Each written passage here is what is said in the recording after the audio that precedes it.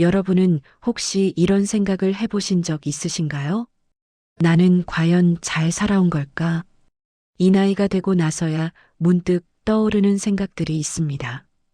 그땐 몰랐던 게 아니라 그땐 볼 수 없었던 것들이 있었습니다. 우리는 바쁘게 살았고 할 일을 해냈고 책임을 다했다고 믿으며 살아왔습니다. 그런데 어느 날 문득 마음 한쪽에서 조용히 질문이 올라옵니다. 나는 정말 잘 살아온 걸까? 이 질문은 후회가 아닙니다. 오히려 이제야 자신을 돌아볼 여유가 생긴 증거일지도 모릅니다. 오늘 이야기는 그 질문에 대한 정답을 찾기보다는 그 질문을 처음으로 솔직하게 바라보는 이야기입니다.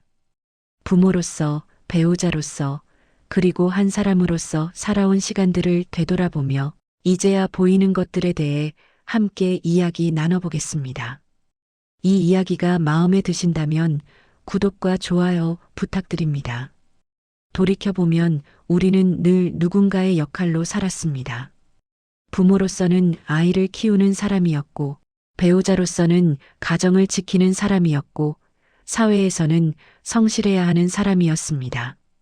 그 역할들 속에서 우리는 늘 내가 먼저가 아니라 이 역할이 먼저였습니다. 아침에 눈을 뜨면 가장 먼저 생각한 것은 오늘 해야 할 일들이었습니다. 아이 도시락은 챙겼는지, 집안일은 제대로 되어 가는지, 직장에서 맡은 일은 잘 처리했는지. 그렇게 하루하루를 살다 보면 어느새 하루가 끝나고 일주일이 지나고 한 해가 지나갔습니다. 그 시간 속에서 자연스럽게 한 사람으로서의 나는 항상 뒤로 밀려났습니다. 나중에라는 말은 우리 인생에서 가장 자주 쓴 말이었을지도 모릅니다. 내가 좋아하는 것, 내가 하고 싶은 것, 내가 느끼는 감정들은 모두 나중에였습니다. 지금 생각해보면 그 나중에는 결코 오지 않았습니다.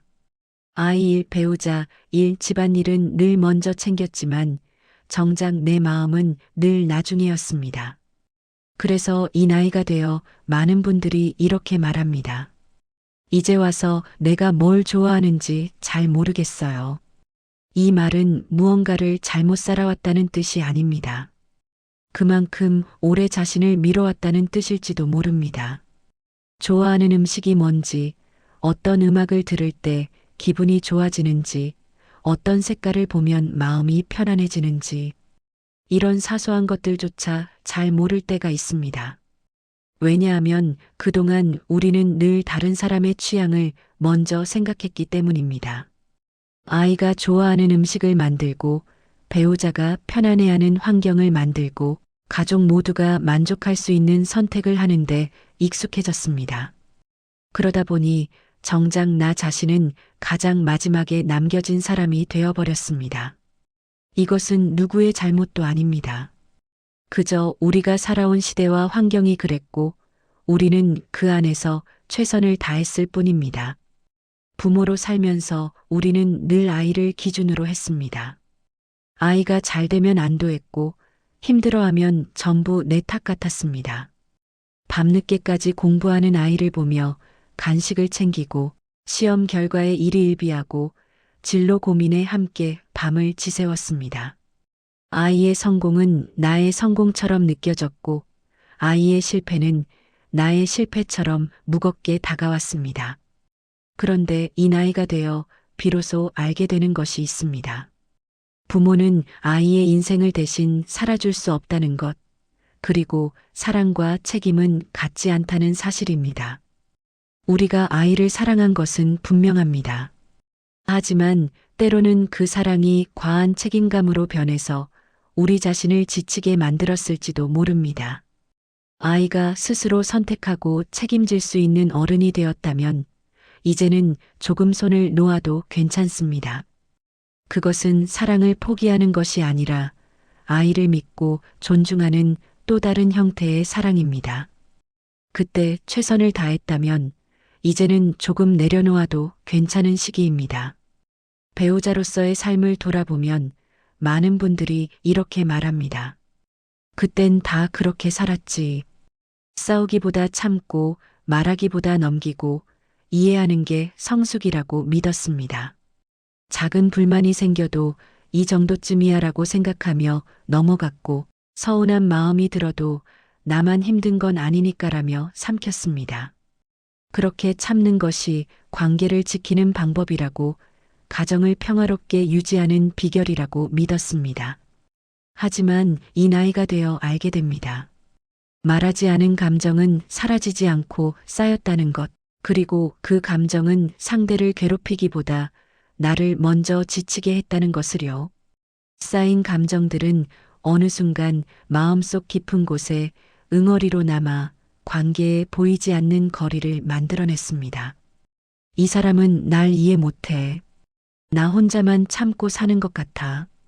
이런 생각들이 조금씩 마음을 채우기 시작했습니다.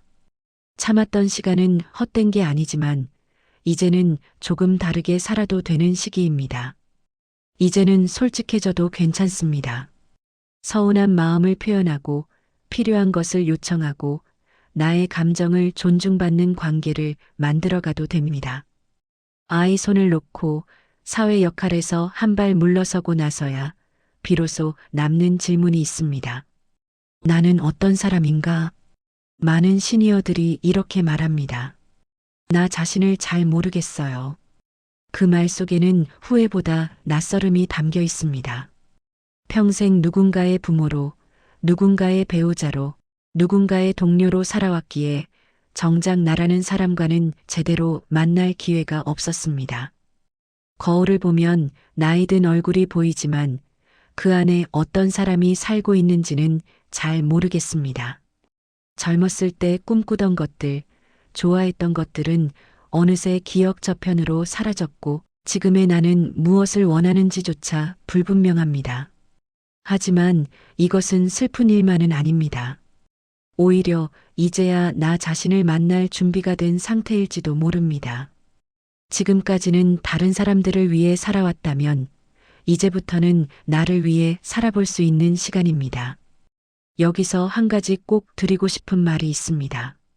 늦게 알게 된 게 아니라 이제야 내 차례가 온 것일지도 모릅니다. 지금의 깨달음은 실패의 증거가 아니라 인생의 다음 장을 여는 신호입니다. 많은 분들이 이제야 깨달았으니 너무 늦은 것 아닌가라고 걱정하십니다. 하지만 생각해 보세요.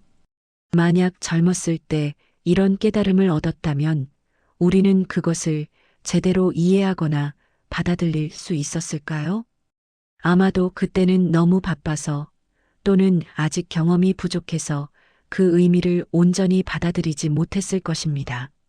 지금 이 순간 이 깨달음을 얻을 수 있는 것은 그동안 살아온 시간이 있었기 때문입니다. 그 시간들이 있었기에 비로소 이해할 수 있게 된 것입니다. 이 나이는 끝이 아니라 정리하고 새로 시작하기 좋은 시기입니다. 지금까지 쌓아온 경험과 지혜를 바탕으로 이제는 진짜 나를 위한 삶을 설계할 수 있습니다. 부모 역할이 끝났다고 사랑이 끝난 건 아닙니다. 오히려 이제는 더 성숙한 방식으로 아이와 관계를 맺을 수 있습니다. 과도한 책임감에서 벗어나 진정한 존중과 이해로 아이를 대할 수 있게 됩니다. 배우자로서도 조금 더 솔직해질 수 있습니다.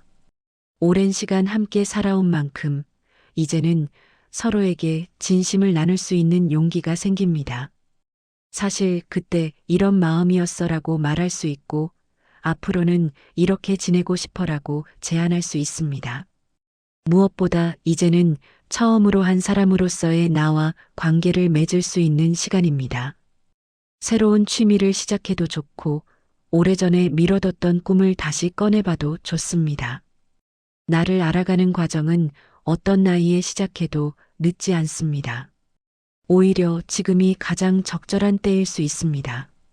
왜냐하면 지금의 우리는 더 이상 다른 사람의 시선을 의식하거나 사회적 기대에 맞춰 살 필요가 없기 때문입니다. 진짜 나를 찾아가는 여정은 이제부터 시작입니다. 오늘 이야기를 들으시면서 어떤 생각이 드셨나요? 마지막으로 이 질문을 마음에 남겨보셨으면 합니다. 지금의 나는 부모도 배우자도 아닌 어떤 사람인가요? 이 질문에 대한 답은 서두를 필요가 없습니다.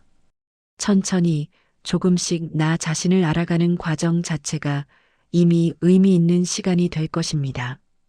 우리가 살아온 시간은 결코 헛되지 않았습니다. 그 모든 역할 속에서 최선을 다했고, 사랑했고, 책임을 다했습니다. 이제는 그 무게를 조금 내려놓고, 나 자신에게도 따뜻한 시선을 보낼 시간입니다. 부모로서, 배우자로서 잘 살아왔다면, 이제는 한 사람으로서도 잘 살아갈 자격이 충분합니다. 오늘 이야기가 그 질문을 조금 덜 두렵게 만드는 시간이었기를 바랍니다. 이 이야기가 여러분의 마음에 작은 울림이 되었기를 바랍니다. 구독과 좋아요로 응원해 주시면 더 많은 감동적인 이야기를 전해드리겠습니다. 여러분은 이 이야기에서 어떤 부분이 가장 기억에 남으셨나요? 이 이야기를 통해 떠오른 여러분의 경험이 있다면 댓글로 들려주세요. 여러분의 이야기를 기다리겠습니다. 감사합니다.